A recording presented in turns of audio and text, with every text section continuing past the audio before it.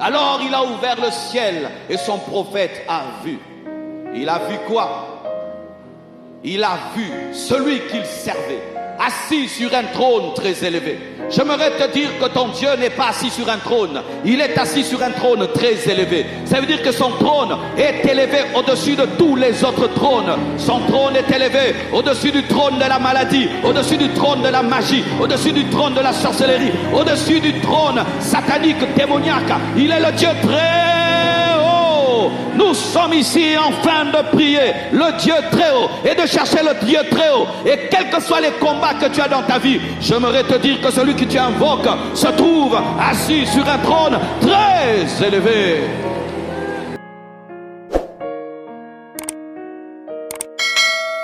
Tout commence avec la mort du roi Osias. Certains commentateurs bibliques disent qu'Osias était un cousin lointain d'Ésaïe, ce qui lui permettait d'avoir accès au trône. D'autres ne le disent pas parce que la Bible ne précise pas cela, mais ce sont des chercheurs théologiens qui le disent. Qu'Ésaïe était un cousin d'Osias ou pas, nous voyons que le shift a commencé dans sa vie lorsque le roi est mort. Et comment est-ce que Osias est mort? Osias étant roi, pris d'orgueil, a outrepassé les limites de son autorité, est allé offrir de l'encens alors qu'il n'était pas sacrificateur lévite, et Dieu l'a frappé. Et quand Dieu frappe Osias et le tue, voilà maintenant qu'il se révèle à Ésaïe. Comme si la présence d'Osias empêchait à Ésaïe de voir le trône très élevé. Qui est Osias aujourd'hui pour nous? Osias, c'est un péché, chéri. Osias, c'est une chose que tu aimes beaucoup mais que Dieu n'aime pas, qui t'empêche d'accéder dans la présence concentrée de Dieu. Car pour ma part, il y a deux sortes de présence de Dieu. Il y a la présence de Dieu liée à sa nature omniprésente. Cette présence se retrouve partout. Elle se retrouve au ciel, elle se retrouve en enfer, elle se retrouve dans les boîtes de nuit, elle se retrouve dans les églises, car Dieu est omniprésent. Nous ne parlons pas de cette présence-là, nous parlons d'une autre présence. La présence de Dieu liée à son approbation. Cette présence n'est pas partout. Cette présence n'est que là où la volonté parfaite de Dieu est faite. Et lorsque cette présence s'intensifie, on l'appelle kabod, on l'appelle gloire. Pour entrer dans le kabod de Dieu, pour expérimenter la présence approbative de Dieu, il te faut tuer Osias. Il te faut renoncer à ton péché, chéri. Il faudrait qu'il y ait le tombeau d'Osias pour que tu puisses voir la gloire de Dieu. Il faudrait que tu puisses tuer ce péché que tu as gardé après avoir abandonné les autres. Car certains chrétiens, c'est ce qu'ils font. Ils abandonnent tout, sauf quelque chose. Ils délaissent tout, sauf quelque chose. Ils se consacrent, mais sauf dans un domaine. C'est ce péché, chéri, que tu as refusé d'abandonner, dont tu ne t'es pas encore repenti, qui est en train de tout bloquer. Dans Ésaïe 1, Ésaïe était prophète. Dans Ésaïe 2, Ésaïe était prophète. Dans Ésaïe 3, Ésaïe était prophète. Dans Ésaïe 4, il était prophète. Dans Ésaïe 5, il était prophète. Mais il n'était pas dans sa vraie dimension. Tu peux être chrétien, mais tu n'es pas dans ta vraie dimension. Tu peux être un serviteur de Dieu, mais tu n'es pas dans ta vraie dimension. Tu peux être en train de servir Dieu, mais tu es au chapitre 1, au chapitre 2, au chapitre 3, au chapitre 4, au chapitre 5, mais le chapitre 6 t'attend. Et c'est ce soir. Au-delà de tes prières, Dieu veut voir la mort d'Osias. Au-delà de ton jeûne, Dieu veut voir la mort d'Osias. Au-delà de te priver de nourriture, Dieu veut voir la mort d'Osias. La crucifixion de cette chose que Dieu t'a toujours demandé de crucifier. Tant que tu ne le feras pas, tu seras au chapitre 1 jusqu'au chapitre 5 mais tu n'entreras pas dans le chapitre 6 qui te permet d'être un prophète messianique. Lorsque Dieu t'appelle à tuer Osias, il y a au-delà de cette mort d'Osias une dimension supérieure, car Ésaïe est reconnu comme étant le prophète messianique dans l'Ancien Testament. C'est celui qui nous a dit qu'une vierge allait enfanter, celui qui nous a dit que Jésus-Christ allait naître au travers de Marie. Mais il fallait qu'Osias meure. Dans cette retraite, si seulement tu perds du poids, tu n'as pas compris. Dans cette retraite, si seulement tu te prives d'aliments, tu n'as pas compris. Le premier sacrifice que Dieu te demande, ce n'est pas de te priver de nourriture. Le premier sacrifice, c'est de mourir à ton péché, chéri. Car certains, vous entrez dans les retraites avec le péché et vous en sortez avec. Mais vous dites que vous avez beaucoup prié, vous avez maigri. Dieu n'a pas d'abord besoin de ta graisse, il a besoin d'Osias. Jusqu'à ce qu'Osias meure. Lorsque Dieu a vu le tombeau d'Osias, alors il a ouvert le ciel et son prophète a vu. Il a vu quoi? Il a vu celui qu'il servait, assis sur un trône très élevé. J'aimerais te dire que ton Dieu n'est pas assis sur un trône, il est assis sur un trône très élevé. Ça veut dire que son trône est élevé au-dessus de tous les autres trônes. Son trône est élevé au-dessus du trône de la maladie, au-dessus du trône de la magie, au-dessus du trône de la sorcellerie, au-dessus du trône satanique, démoniaque. Il est le Dieu très haut. Nous sommes ici en train de prier le Dieu très haut et de chercher le Dieu très haut. Et quels que soient les combats que tu as dans ta vie, j'aimerais te dire que celui que tu invoques se trouve assis sur un trône très élevé. Et il dit, le pan de sa robe remplissait le temple. On reconnaissait la grandeur d'un roi par le pan de sa robe. Quand c'est un petit roi, il a un petit pan de robe. Lorsqu'il est grand roi, c'est 10 mètres, 20 mètres. Mais le pan de la robe de Dieu, ce n'est pas un pan de 20 mètres, ce n'est pas de 30 mètres. Il remplit le temple pour dire qu'il est le roi des rois, le seigneur des seigneurs. Le pan de sa robe remplit le temple. Le pan de sa robe remplit le temple.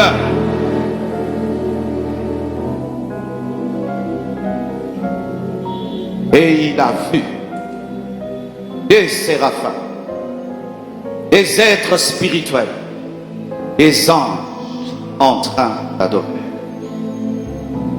La présence de Dieu te permet de voir le ciel. La présence de Dieu te permet de voir les anges. Il n'y a pas que des arbres sur la terre. Il n'y a pas que des maisons sur la terre. Il n'y a pas que des voitures sur la terre. Il n'y a pas que des hommes sur la terre. Il y a aussi des anges. Il y a aussi des anges. Il y a aussi des anges. Lorsque tu entres dans la présence de Dieu, la présence de Dieu va ouvrir tes yeux et tu vas voir le monde surnaturel. J'aimerais te dire, mon frère, que tu n'es pas seul sur la terre. Il y a aussi des anges qui t'accompagnent. Il y a des anges qui te précèdent. Il y a des anges qui combattent pour toi. Mais c'est la présence de Dieu qui va te les révéler. Que des chrétiens qui ont peur tout le temps parce qu'ils n'entrent pas dans la présence de Dieu. L'entrée dans la présence de Dieu te permet de savoir qu'il y a des serviteurs de ton Dieu qui sont à ton service, car ce sont des esprits qui sont appelés pour être à ton service. La présence de Dieu t'enseignera des choses qu'aucun homme ne peut t'enseigner. Il a vu des anges qui avaient 6 ailes. 2 ailes pour couvrir leur visage, 2 ailes pour couvrir leurs pieds, 2 ailes pour voler. Les 2 ailes pour voler, c'est le service. Les 2 ailes pour couvrir les pieds, c'est la sainteté. Les 2 ailes pour couvrir le visage, c'est la révérence. C'est un enseignement qui te dit que lorsque tu sers Dieu, tu dois être pur et tu dois le respecter. Tu dois couvrir ton visage, tu dois marcher dans la sainteté, mais tu dois servir. Et un tel enseignement, tu ne l'as que dans la présence de Dieu. Il y a des choses que je te dirai, mais il y a des choses que la présence de Dieu te dira. Il y a des choses qu'on t'enseignera, mais il y a des choses que la présence de Dieu t'enseignera. Va dans la présence de Dieu. devant le docteur des docteurs, l'enseignant des enseignants. Il te révélera des mystères, des choses qu'aucun homme ne connaît. Personne ne savait que les anges avaient 6 ailes, mais Ésaïe l'a vu.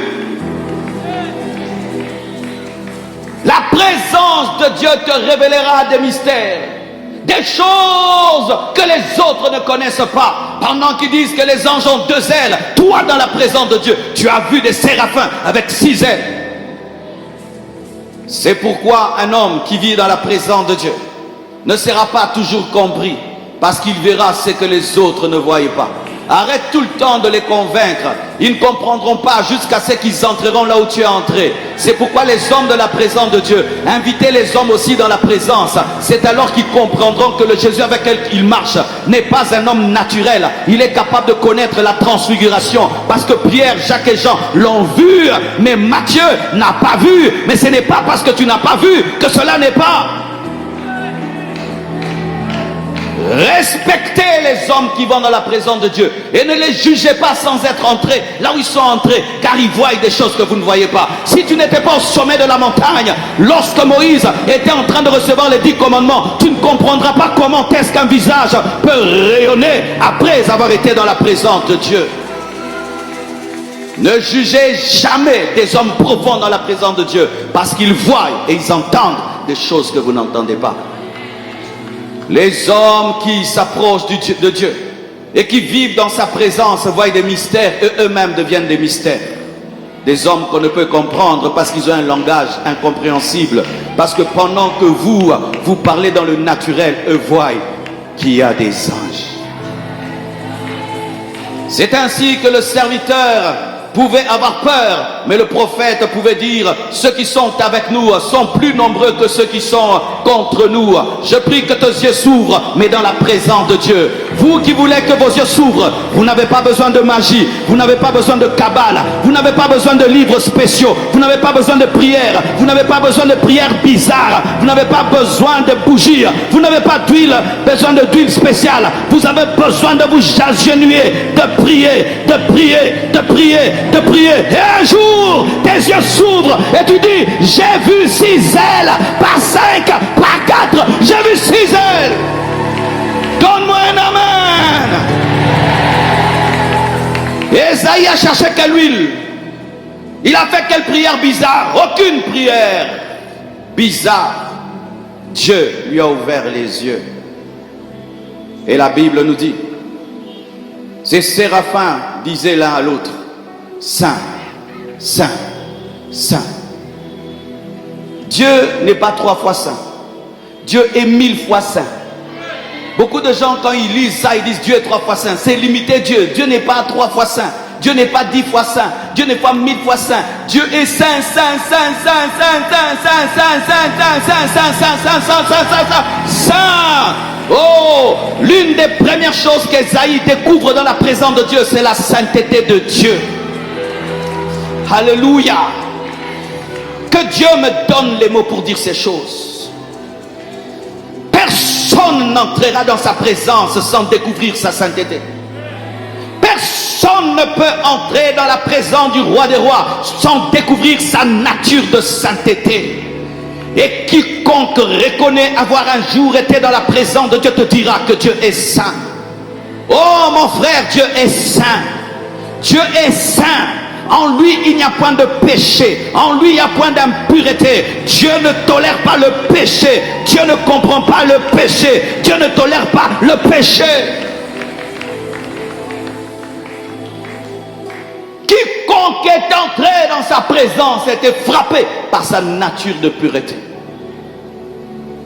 Et lorsque Ésaïe entend les anges crier la sainteté de Dieu, et cela était accompagné des tremblements de terre, la sainteté de Dieu dégage la puissance de Dieu. Oh bien-aimé, n'ayez pas peur de prêcher la sainteté. La sainteté est accompagnée des tremblements de terre. La sainteté est accompagnée des signes, des prodiges et des miracles. Oh frères et sœurs, prêchez la sainteté, prêchez la repentance, priez pour les aveugles, priez pour les malades et ils seront guéris. La Bible dit, on dit saint, saint, saint, mais cela amenait quoi? Des tonnerres, des éclairs, des tremblements. La présence de Dieu te révélera la sainteté de Dieu. La présence de Dieu te révélera la gloire de Dieu. La présence de Dieu te révélera la puissance de Dieu. Tu veux connaître la puissance de Dieu, va dans sa présence et tu découvriras qu'il est capable de bouger les fondements de la terre.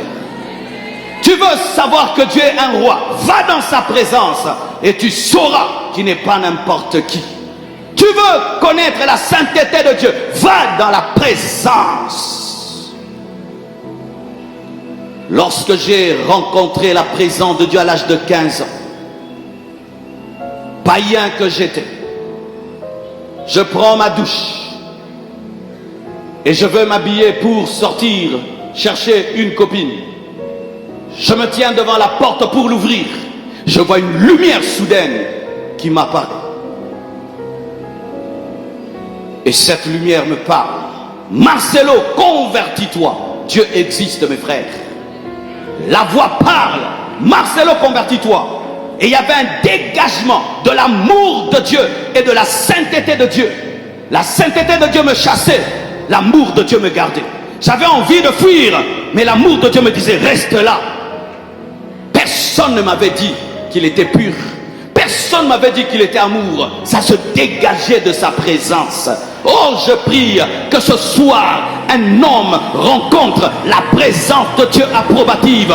Où que tu sois, même si tu nous suis sur Internet, je demande une rencontre avec la présence de Dieu qui va te révéler sa sainteté, qui va te révéler son amour.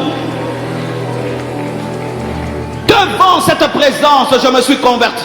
Je n'ai pas fait la prière d'acceptation. Seigneur Jésus, viens dans ma vie. J'ai reçu une révélation qu'il était sauveur, qu'il était Seigneur. Je suis entré païen dans la salle de bain. Je suis sorti né de nouveau. Le plus grand prédicateur, c'est la présence de Dieu. Je suis conscient que mon bon français ne peut te changer. Je suis conscient que mes cris ne peuvent te changer. Mais si seulement la présence de Dieu entre dans ma prédication, je te dis, tu seras délivré, tu seras changé. C'est pourquoi je prie que Dieu prenne mes mots, qu'il prenne mes phrases et qu'il les sature de sa présence et qu'il puisse parler à un homme et qu'il ait la révélation de l'amour de Dieu et de la sainteté de Dieu.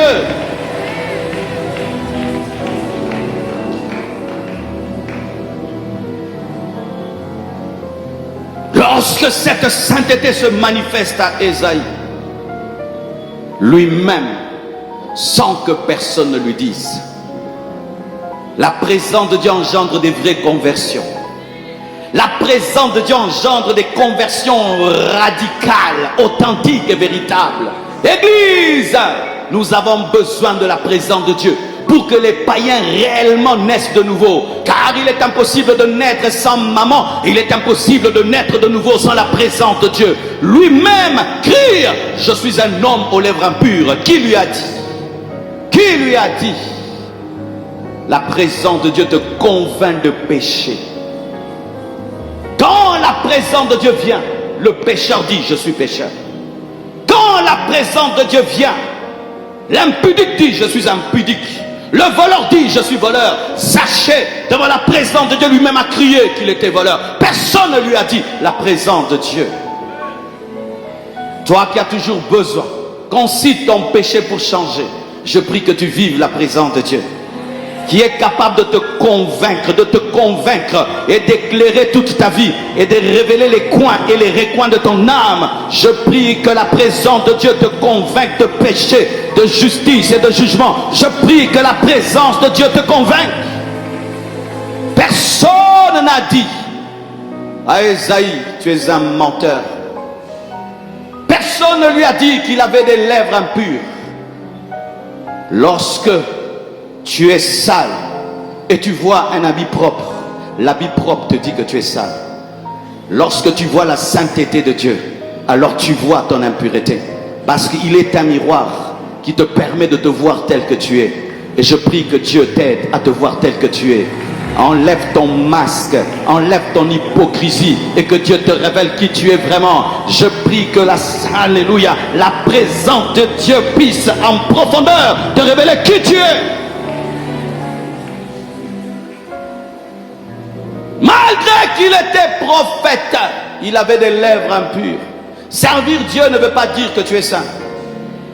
Monter ici ne veut pas dire que tu es saint. Être sur des affiches ne veut pas dire que tu es saint.